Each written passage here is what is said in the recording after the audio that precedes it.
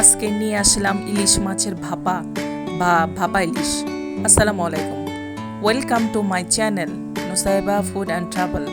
ভাপা ইলিশ অনেকভাবে রান্না করা যায়, আমি আমার মতো করে রান্না করে দেখাচ্ছি। আমার এই পদ্ধতি রান্নাটা খুব সুস্বাদু হয়, তাই নিয়ে আসলাম আপনাদের কাছে। ভাপা ইলিশ এইভাবে রান্না করে খেয়ে দেখবেন। গাদা পেটি ও ডিম সহ 3 টুকরা মাছ নিয়েছি, আপনারা মাছ বেশিও নিতে পারেন। আধা কাপ পেঁয়াজ, 1 চা চামচ পরিমাণ আদা কুচি, রসুন কুচি ও 1 চা চামচ মৌরি, 1 চা চামচ জিরা, 3-4টা কাঁচামরিচ, 1 চা চামচ সাদা সরিষা, হাফ কাপ পানি দিয়ে ব্লেন্ড করে নিই। সুন্দর মশলা পেস্ট তৈরি হবে। এখানে বলে রাখি, রান্নাটা ঝাল হবে। যে বক্সে মাছ ভাপা দিব সেই পাত্রে মশলার পেস্ট দিয়ে তার ভিতরে 1 চা চামচ হলুদ, হাফ চা চামচ মরিচ, 1 চা চামচ চাট মশলা, পরিমাণ মতো লবণ দিয়ে মশলার পেস্টটা ভালো করে মাখিয়ে নেবেন।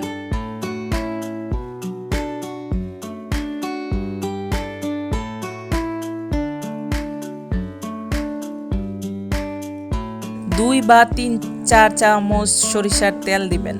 মাছগুলো হাতে দিয়ে ভালোভাবে মশলার সাথে মিশিয়ে নেবেন।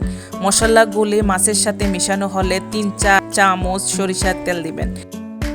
মাছগুলোকে একটা একটা করে মশলার সাথে ভালো করে মিশিয়ে নেবেন। এপিট করে মশলাগুলো মিশালে ভিতরে মশলার ফ্লেভার ঢুকে যাবে এবং খেতে মজা লাগবে।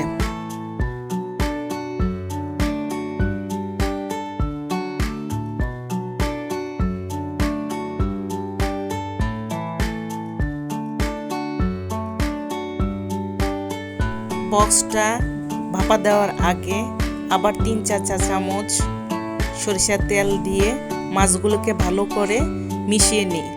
সরিষা ভাপা ইলিশের জন্য অন্য তেলও দিতে পারেন, তবে সরিষার তেল দিলে ভালো হয়। যেহেতু এটা সরিষা ভাপা ইলিশ, এই জন্য এখানে সরিষার তেলের একটা ফ্লেভার দরকার আছে।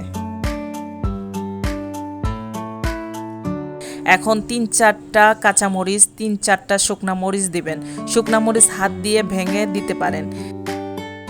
একটি পাত্রে পরিমাণ মতো পানি দিয়ে চুলার বসিয়ে দিবেন। পাত্রের মধ্যে ভাপা ইলিশের বক্সটা পানির মধ্যে বসিয়ে দিয়ে ঢাকনা দিয়ে ঢেকে দিবেন। 20 মিনিটের জন্য রেখে দেন। খেয়াল রাখবেন বক্সের ঢাকনাটা ভালো করে লাগিয়ে নেবেন, তা না হলে তেল মশলা সহ বেরিয়ে আসতে পারে। চুলা মিডিয়াম আঁচে থাকবে। এভাবে না দিতে চাইলে চুলার মশলা সহ ইলিশ প্যানে দিয়ে বসিয়ে দিতে পারেন।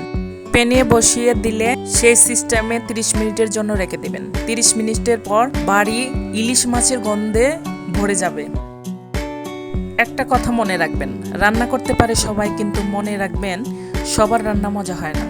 রান্নার মজা হওয়ার জন্য কোনো জাদু নাই, সবই হাতের কলা কৌশল। একই উপকরণ ও একই পদ্ধতিতে রান্না করলে কাহারও রান্না মজা হয়, আবার কাহারও বা মজা হয় না। 20 মিনিট পর ভাপা ইলিশটা বের করে গরম ভাতে দেওয়ার পর 1 চা চামচ ঘি দিয়ে নেবেন। ঘি দিয়ে খেলে খাবারটা ডাবল সুস্বাদু হয়ে যায়। এখন খাবারটা পরিবেশনের জন্য তৈরি হয়ে গেল। প্রিয়জনের সান্নিধ্যে যে সুখ অনুভূতি হয় এমনটা না, কোনো সুস্বাদু খাবার রান্না করে খেয়েও সেই সুখ অনুভূত হয়। তৈরি হয়ে গেল আমার আজকের ভাপা ইলিশ। এভাবে রান্না করে প্রিয়জনের কাছে সেরা রাঁধুনি হিসাবে প্রকাশ করুন।